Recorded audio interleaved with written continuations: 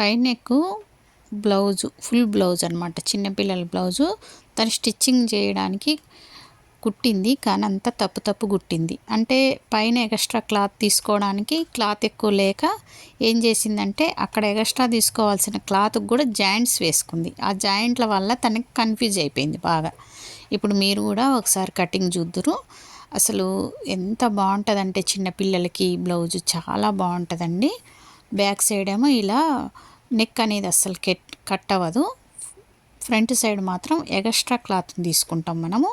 మీరు కూడా మళ్ళీ ఒకసారి నేను పేపర్ కటింగ్ చేపిస్తున్నా, మీరు కూడా ఒకసారి చూడండి. ఎవరైనా చిన్నపిల్లలు ఉంటే తప్పకుండా మీరు స్టిచ్చింగ్ చేసి చూడండి ఎంత బాగుంటుందో.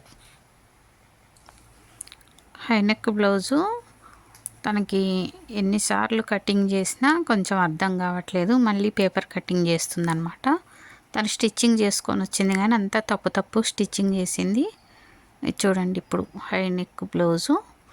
బ్యాక్ ఏమో నెక్ ఏం కట్టు కాదనమాట, shoulder only shoulder, full shoulder పెట్టుకోవాలి. ఫ్రంట్ మాత్రం నెక్ దగ్గర నుంచి పైకి ఎక్స్ట్రా క్లాత్ తీసుకుంటాం, అది మనకి కాలర్ లాగా వస్తుంది. అంటే ఈ బ్లౌజ్ ఎలా ఉంటుందంటే సపరేట్ కాలర్ కుట్టాం, అందులోనే కాలర్ లాగా వస్తుంది అనమాట.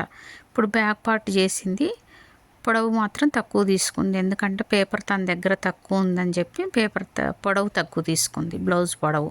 ఇప్పుడు అది వేసి ఫ్రంట్ పార్ట్ కటింగ్ చేయమంటున్నా. తనకి ఏంటంటే ఫ్రంట్ పార్టే అర్థం కావట్లేదు.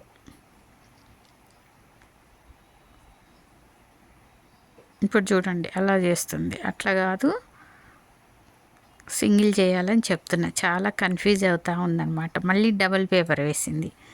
ఆల్రెడీ బ్యాక్ పార్ట్ చేసినావు కదా, డబల్ వేయొద్దు, సింగిల్ పేపర్ తీసుకోమని చెప్తున్నా. ఇది చూడండి, మీరు కూడా జాగ్రత్తగా గమనించండి. ఇక్కడ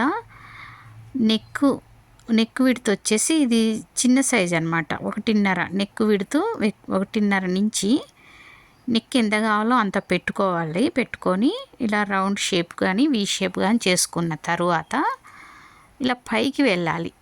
పైన ఒక 3 ఇంచులు ఎక్స్ట్రా తీసుకొని ఇలా కటింగ్ చేసుకోవాలి.